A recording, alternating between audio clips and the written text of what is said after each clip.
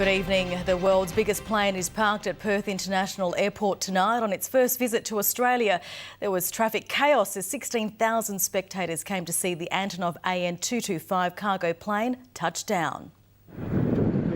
Looming above homes, this giant of the sky descends on Perth's International Airport. 6 engines and wings spanning more than 88 metres. Just after 11:30 this morning, touchdown.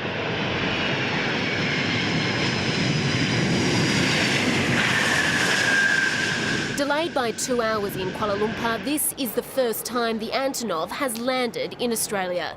Alpha Delta Bravo 3610, welcome to Perth. The 28-year-old cargo carrier was welcomed by a water salute, drenched after its 6-day trip from the Ukraine. Massive. It's well worth coming down. That's pretty impressive, yeah? Yeah, it's pretty good. It's good fun to see something a bit different. I just see it in real life. It's just mind-blowing. You have to be here to see it. But we gave it the biggest welcome. More than 15,000 lining the fences, cramming into viewing decks. The Australian media also in position to see the Antonov land safely.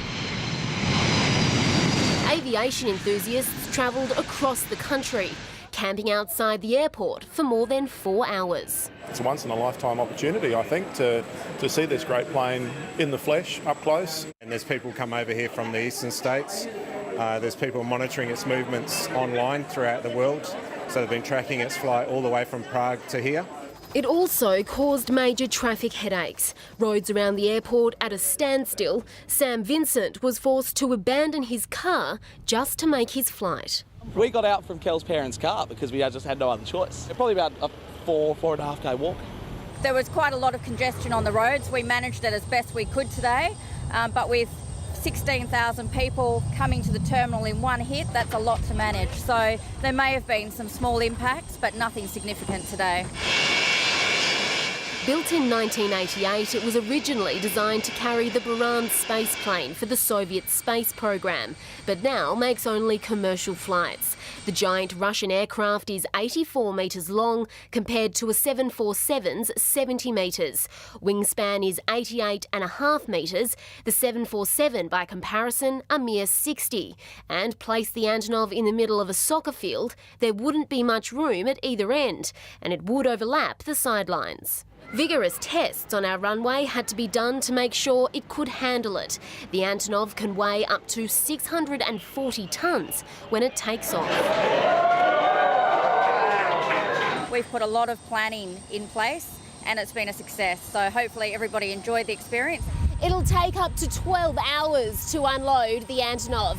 Inside is the 117-tonne generator bound for a southwest refinery. The equipment was picked up in Prague on Tuesday and will be loaded from here onto trucks and taken to the mining site. Well, we don't know if it'll ever come back again because of it being one-of-a-kind aircraft, and it only gets used when there's a really outsized load or something that's very, very heavy. It was really, really exciting. It's probably about the best thing and most awesome thing I've ever seen.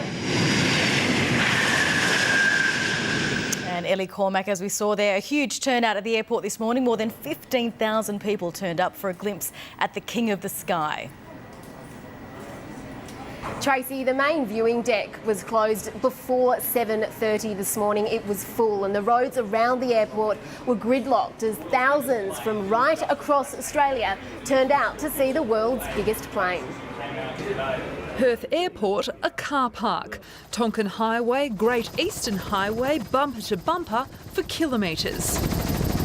All we're trying to do is get home. We've come to a complete standstill back there.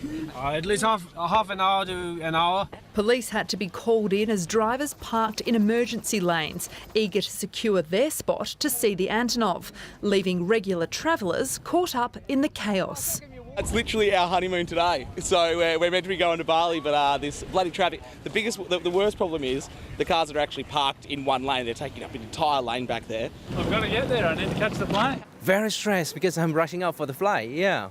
It was horrendous, yes. Usually it takes us 10 minutes from where we live to come in, but it was just on an hour.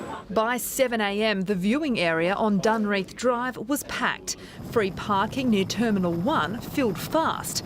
This viewing area on Airport Drive became a festival of flight. Food trucks, portable toilets, security guards, as thousands jostled for the perfect view. So how excited are you to see this plane? I'm really excited. Yeah, it's massive. We are here morning 7 o'clock and we are waiting to see the plane, and we are very eager to see that as well. Yeah, I can't wait to see it. And just before midday, eyes across Perth turned skywards. Whoa! The monster plane appeared over the Perth hills, a perfect landing, a cloud of smoke. The crowd breaking into applause as the Antonov AN-22 Mirror finally arrived. It began on Thursday in Prague before a refuelling stop in Turkmenistan to prepare for the 3,500 kilometre flight to India. From there, it flew to Kuala Lumpur, arriving at 8 o'clock last night.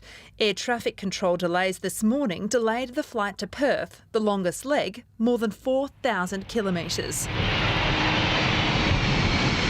Among the spectators, members of Perth's Ukrainian community cheering on a giant built in their homeland. The pilot just as proud. I love planes. Yeah, it was very exciting seeing it land.